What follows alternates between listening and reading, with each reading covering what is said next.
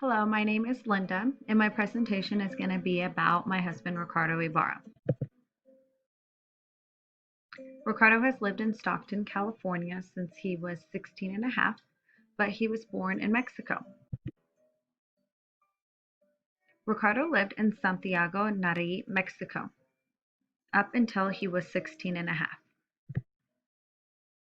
There, he lived with his mom and his stepdad and his two brothers and sister. When Ricardo was 13, his parents and siblings came over to the United States and moved to Stockton, California.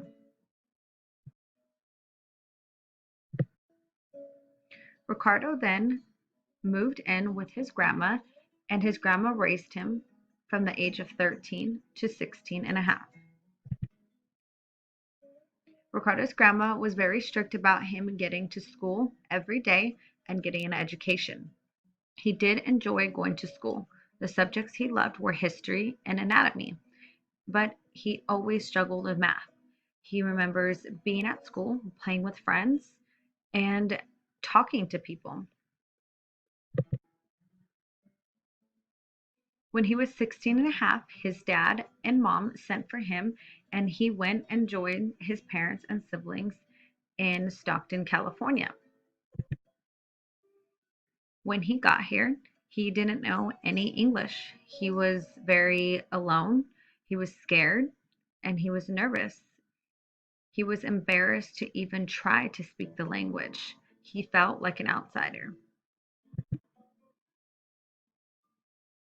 His mom had enrolled him in school, but the way he felt was alone. He didn't know how he was going to go to school all day around people that he didn't know they were saying. He couldn't read the language, he couldn't speak the language, he couldn't understand. He was scared. So he decided that he was not going to go to school. He then went to work with his stepdad at the tire shop. Then, after a while, he went and continued to work at a body shop, and he's still in that industry today. When Ricardo worked at the tire shop, he worked for two Pakistans, and they did not know very much English either.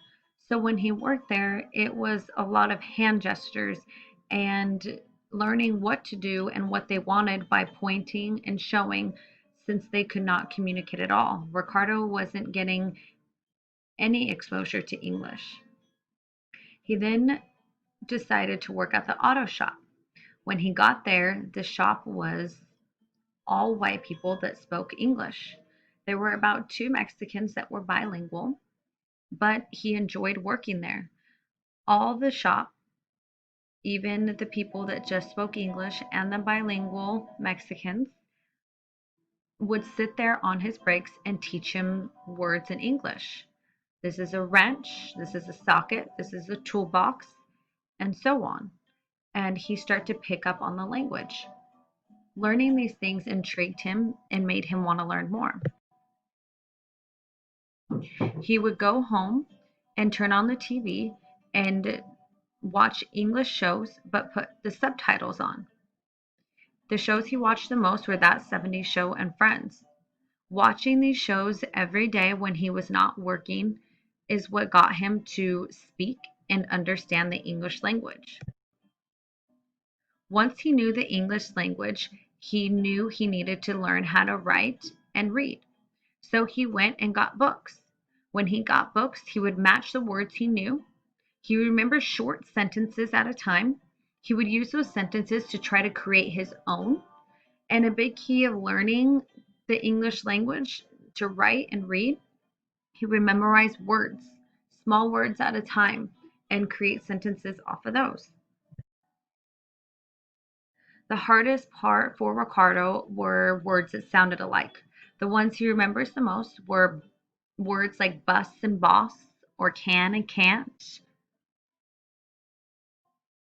and a lot of homophone words also confused him when he was learning to write and read, such as pair, as in a pair of socks, or pear, as in the fruit, or see as I can see and see as we're going to the sea.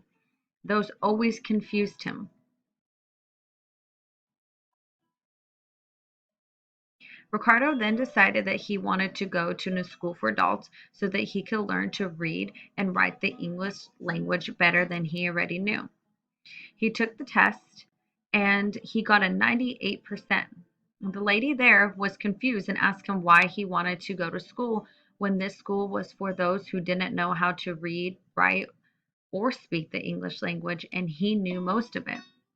He said that he does know, but he wanted to better himself and learn how to read and write the language better. After a couple days, there was room for him in the school.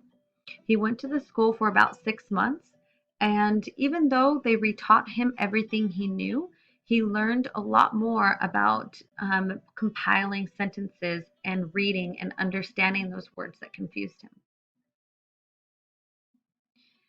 Between the ages of 16 and 18, Ricardo didn't know any English and he was embarrassed. He didn't want to learn, he didn't want to try because he was embarrassed to try to speak it.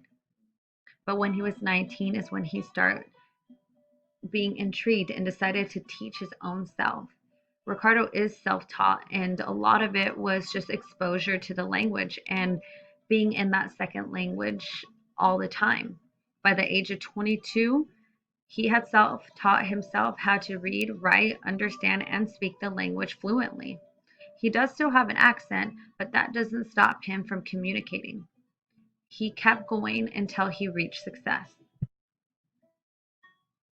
Ricardo is very happy that he learned, and the biggest thing that he loves to do now with knowing the language is to help others like him.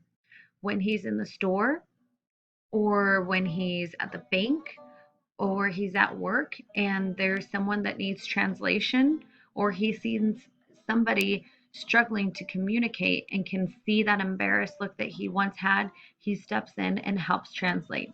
It's the one thing that makes him very happy.